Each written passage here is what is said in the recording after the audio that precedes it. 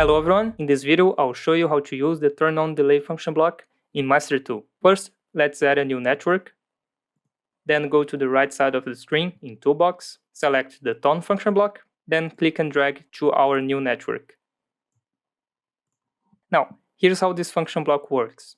You have an input contact, which when enabled will then start a timer, and when this timer reaches the preset time specified by the PT input, it will enable a Q output. Now, before we test this function block, let's first assign our variables. So for the input contact, I'll use input 15.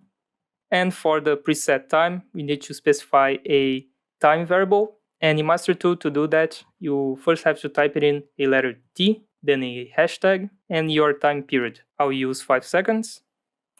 And if you notice, there's an ET output right here, which stands for elapsed time, and you can keep track of your timer. I'll leave it empty for now, and you will see later when we log in into the controller, it will show us the elapsed time of the timer. Now finally, let's add a coil. I'll name it output 7. And finally, let's test our logic.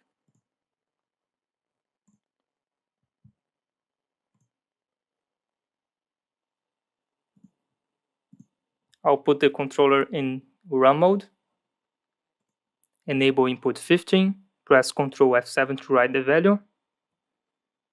You can see the elapsed time here, and when it reaches the preset time, it enables its output. And that's how you use the turn on delay function block in Maestro Tool. That's it for today's video, and I see you on the next one.